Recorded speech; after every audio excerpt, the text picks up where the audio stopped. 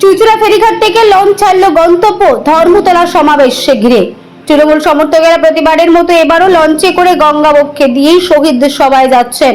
তৃণমূলের পতাকা দিয়ে সাজানো হয়েছে লঞ্চটিকে, লঞ্চেই খাওয়া দাওয়ার ব্যবস্থাও রয়েছে।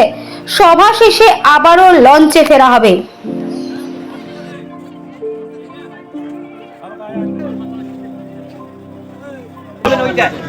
আজকে 21শে জুলাই সারা বাংলার আবেগের দিন।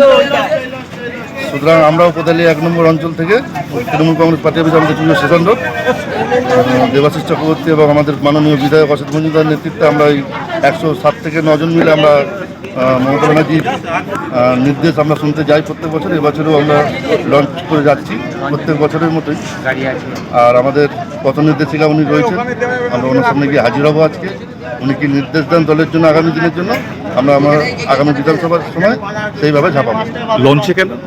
লঞ্চে কারণ মহিলা অনেক যায় তো আমাদের সঙ্গে, দেখতেই পাচ্ছেন। তো এদের একটা সুরক্ষিত ব্যাপার থেকে ওখান থেকে হাঁটাটাও কম হয়, কারণ হাওড়া থেকে গেলে ধর্মতলায় অনেকখানি সময় লাগে, আর এখানে একটা আরামদায়কভাবে যাওয়া যায়। কি নাম আপনার? আর আমাদের মূল উদ্দেশ্য হচ্ছে মঞ্চের সামনে পৌঁছানো, দিদির বক্তব্য শোনা, সেটা যাতে পিসফুলি শুনতে পারি তাড়াতাড়ি গিয়ে, সেই উদ্দেশ্যে আরও লঞ্চ করা। কি নাম? আমার নাম সন্তু দাস, কোদালি 1 নম্বর গ্রাম পঞ্চায়েতের সদস্য।